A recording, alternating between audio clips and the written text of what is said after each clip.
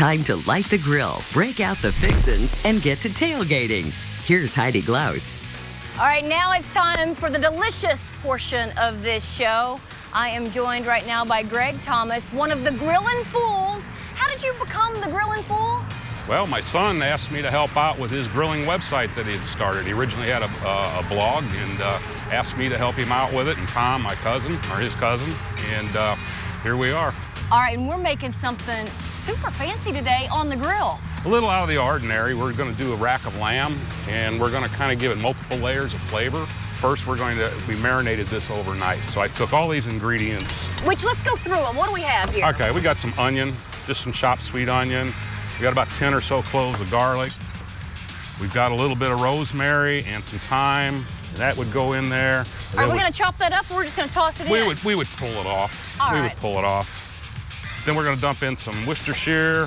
We got some ancho chili and some red pepper flakes. I like that your dishes here are shot glasses. Yes. That's where you put your spices in. That's right. That's right. That works for me. Dual purpose. A shot of flavor. All right. Anyway, we'd take this with some water, maybe a quarter cup of water, and put it in the food processor and make a puree or a paste out of it. And that's what this has been. And that's what this has been in overnight. So then the next step would be to put a dry rub on. Okay. So for the dry rub, we've got chili powder. We've got some smoked paprika as opposed to just regular paprika for just another flavor layer. Some garlic salt and some lemon pepper. All right. Okay, so I've mixed some of that together. We're gonna do this side first with the rub, because if we do the other side first, the majority of it will stick maybe to the cutting board. We wanna minimize that. And you wanna pat it in? Pat it in, yeah. You're being very generous with that, so go ahead and Liberal is the word. All right. So now we're gonna go on the other side, and you can see with this angle here that not as much touches as it does on this meat side. So that's why we're doing this one last. Gotcha. So we're getting that all good coated and happy, and then it's time to go on the grill. Ooh! Now, how long do you grill it?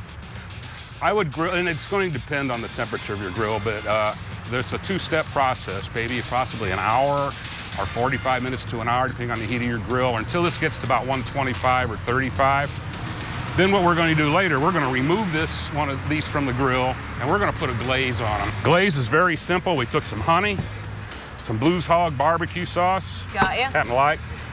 Just a half a jalapeno seeded and cored, and one garlic clove. And what we did, we just put a quarter cup of this and a half a cup of this, then took this jalapeno and hit it with the zester, same way with the garlic, and we put it in here and we just whisk that together, and it makes a nice gooey, soupy glaze for your lamb.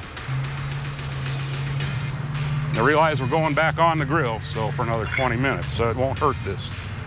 So we're gonna put this glaze right over the top of it. And again, liberal with the glaze? I would definitely be liberal with the glaze. So we're gonna do that, and we're gonna put that back on the grill for about 20 minutes, and then we're gonna serve it. So would you say start to finish, this is gonna take you how long? Hour and a half, 2 hours. Got ya. 2 hours. I mean, it depends on your speed of prep. I'm slow. I gotta tell you, that is really gonna impress the other tailgaters. All right, don't go anywhere. There's more from the Rams Tailgate Show coming up.